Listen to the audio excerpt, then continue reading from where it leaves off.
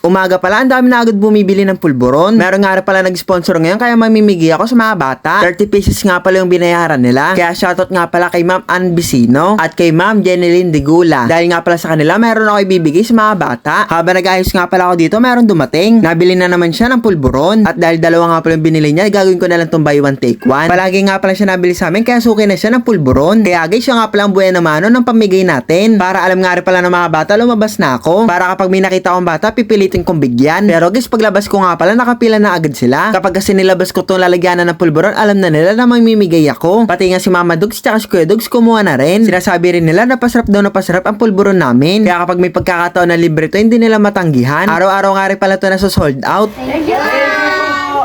Pati nga si Whitey, yung aso namin kulay brown, bibigyan ko. Kaso naalala ko, vegetarian nga pala siya. Yung mga bata nga pala na bigyan ko, nagtitinda nga pala sila ng mga kakanin. Sayang guys, kakakain ko lang. Bibili sana ako ng lugaw na may mais. Tapos guys, Kuya Dugs nga rin pala, naubusan na rin ng ice candy. Parehas nga pala kami binigyan ni Ma'am Ann. Tapos guys, may pa-promo nga rin pala si Kuya Dugs. Kung sino nga pala yung pinakamaraming nabili, merong reward na Kuya Dugs mug. At ayan guys, nakalista nga rin pala yung mga pangalan nila. Kaya alam din nila kung nakakailang points sila. At ang pinakamarami nga pala dito ay si Ann Vicino. Yung nag-sponsor ngayon. At syempre guys, gagayahin ko nga rin pala siya. Kung sino nga pala yung pinakamaraming nabili, ay merong reward na Boy Skincare mug. At guys, kung gusto nyo nga rin pala mag-avail nito, ay PM nyo lang ako sa page. Kapag taga-Kabuyo kayo, ako mismo ang magdi-deliver. So guys, maya-maya nga pala, may dumating na rin mga bata. Bibili doon sila ng ice candy kay Kuya Dugs, pero hinarang ko sila para mabigyan ng pulburon. At syempre, hindi nga rin pala nagpatalo si Boy Ubo. Binigyan na nga, nagalit pa. Tapos itong bata nga pala nabili, kaya binigyan ko na lang. Si Baby Dugs naman kakagising lang, dumiretso na agad para humingi ng pulburon. Tapos guys, yung kapitbahay ko nga pala dito, inuulam yung pulburon. Guys, may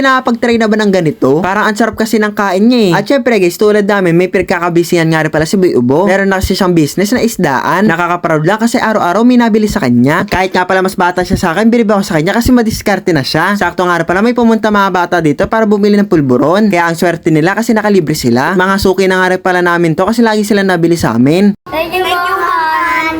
At syempre guys, nangharang na nga rin pala ako dito para mamigay ng pulburon. Minsan nga inaakala nila pinapabayaran ko pa. Kaya bago nila kunin, dino-double check muna nila. Pero sinasabi ko naman na walang bayad. May nagtawag na nga rin pala dito ng mga kabataan. Kaya guys, feeling ko dito na maubos yung libreng pulburon. Grabe ba naman, sobrang dami nila. Pero guys, sa simpleng pulburon nga pala ay sobrang saya nila.